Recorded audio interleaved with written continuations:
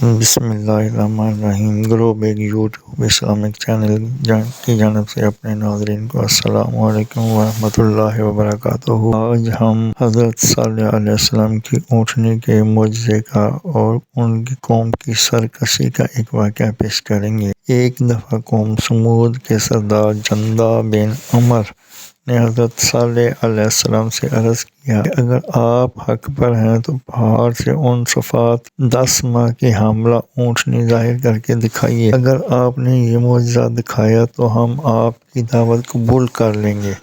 حضرت صالح علیہ السلام نے ان سے ایمان لانے کا پختہ عہد لیا اور اللہ تعالیٰ سے دعا کی۔ یکایک پہاڑ کی ایک چٹان کا شق ہوا اور اسے ان کے مطالبہ کردہ صفات کے عین موافق اونٹنی نمودار ہوئی۔ پوری قوم حیرت سے اسے تکتی رہی۔ یہ معجزہ دیکھ کر جندہ اپنے مخصوص لوگوں کے ہمراہ قصر اسلام میں داخل ہو گیا، البتہ قوم کی اکثریت اپنی سرکشی و نافرمانی پر قائم رہی۔ حضرت صالح علیہ السلام نے اپنی قوم سے کہا کہ دیکھو، یہ اللہ کی اونٹنی ہے، لہٰذا تم اسے تنگ نہ کرو اور اس کے حال پر چھوڑ دو۔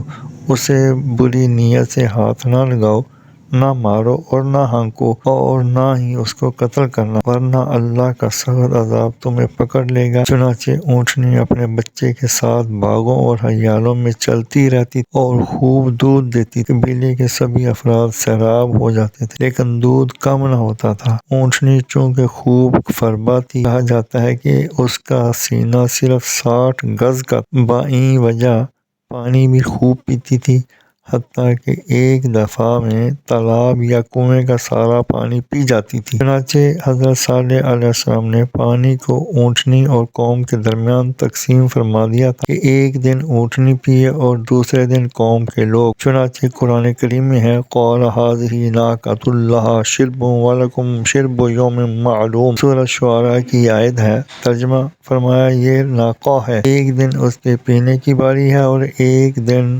تم لوگوں کی۔ جزاکم اللہ احسن الجزا۔ اللہ تعالیٰ سمجھنے کی توفیق عطا فرمائے، آمین یا رب العالمین۔ مزید جاننے کے لیے چینل کو سبسکرائب اور لائک کریں، ویڈیو کو آخر تک سنیں تاکہ نئی آنے والی ویڈیو کا نوٹیفیکیشن آپ کو مل سکے۔